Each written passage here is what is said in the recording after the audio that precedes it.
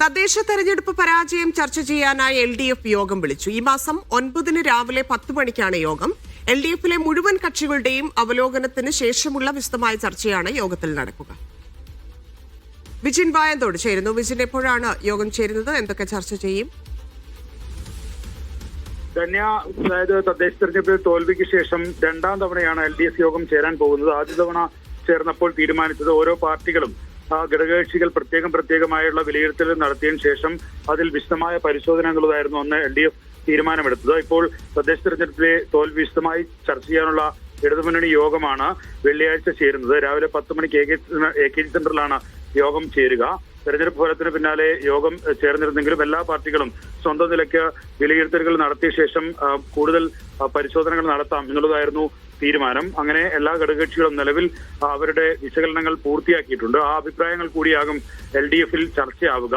ഒപ്പം തന്നെ ഏതൊക്കെ തരത്തിൽ ഉള്ള തെറ്റുതിരുത്തൽ ആവശ്യങ്ങൾ ഉണ്ട് എന്ന കാര്യത്തിൽ ഉൾപ്പെടെയുള്ള ചർച്ചകൾ വരും. CPM പൂർണ്ണമായും സ്വർണ്ണക്കടത്തുമായി ബന്ധപ്പെട്ട വിഷയം, ശബരിമല വിവാദം, അത് തിരിച്ചടി ആയിട്ടില്ല എന്നുള്ള വിലയിരുത്തലിലേക്ക് പോയിട്ടുണ്ട്. പക്ഷേ CPI സ്വർണ്ണക്കടത്ത് ഉൾപ്പെടെയുള്ള വിഷയങ്ങൾ തിരിച്ചടിയായി എന്നുള്ള വിലയിരുത്തലാണ് നടത്തിയത്. ഒപ്പം തന്നെ സർക്കാരിന്റെ പ്രവർത്തനങ്ങളിൽ അതിൽ പൂർണ്ണമായും ജനങ്ങളിലേക്ക് എത്തിക്കാൻ കഴിഞ്ഞിട്ടില്ല എന്നുള്ളൊരു വിമർശനം അത് CPI യോഗത്തിൽ നടന്നിട്ടുണ്ട്.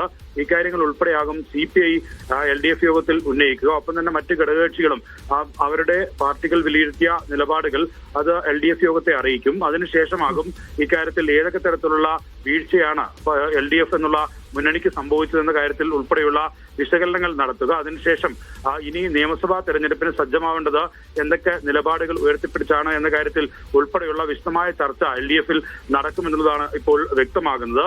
ഒപ്പം തന്നെ ഭരണതലത്തിലും മുന്നണി തലത്തിലും എന്തൊക്കെ തരത്തിലുള്ള മാറ്റങ്ങൾ ഉണ്ടാക്കണമെന്ന കാര്യത്തിൽ ഉൾപ്പെടെയുള്ള ചർച്ചകളും അതിനുള്ള ഫോർമുല ഉൾപ്പെടെയുള്ളവ LDF യോഗം തീരുമാനിക്കുകയാണ് ചെയ്യുക. ധന്യ.